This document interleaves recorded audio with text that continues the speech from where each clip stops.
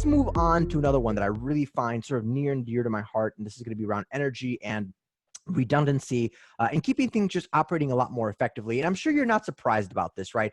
A lot of organizations and leaders in this space are currently trying to find ways to improve redundancy where N+1 is still primary.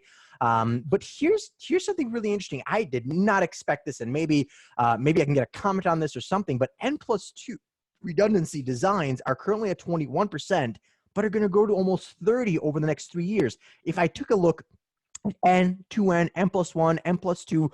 This was, N+2 specifically, the biggest jump out of any other category that I ever saw, which was fascinating. So this, to some extent, these data center leaders are looking at ways to create greater levels of efficiency.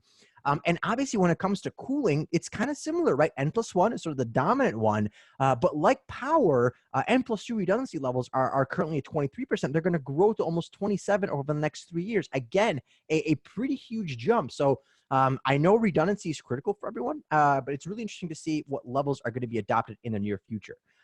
That said, if you take a look at your rack right now, they're getting more dense. The typical respondent estimated that the mean average rack is about 7 kilowatts in their primary data center, but it's going to go up, right? About 70% of those folks said over the past 3 years, they've seen an increase of rack density. I don't know if you guys are nodding your heads right now, but it's something that I'm seeing as well, right? We're trying to consolidate space, but also increase the amount of density we can put into our rack. So kind of interesting perspective there, but certainly from an element of growth, this is not going to stop, right? More connected devices, more connected business, all means more greater density. Now, let's talk about green technologies and how green you guys are being, and what's happening out there. So while just 18% right now are actively involved in deploying some kind of renewable energy, about 50% of them are considering to do this for the next 3 years. There's incentives. There's more solar farms being built, more hydro plants, more wind farms.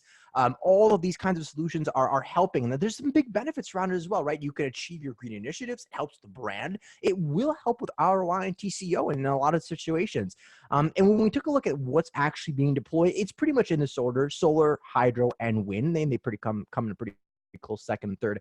But right now, solar is kind of farm. And what's really interesting, if you take a look at the southwestern United States, you're going to see more solar farms being built to power even more data centers that are spreading out across places like Arizona, Nevada, and other places as well. So renewable energy is great. We're continuing to invest in it, and the technology itself is helping us do some really, really fun things as far as green energy and being much more sustainable. I think that's very, very important for an industry that uses, obviously, a lot of power.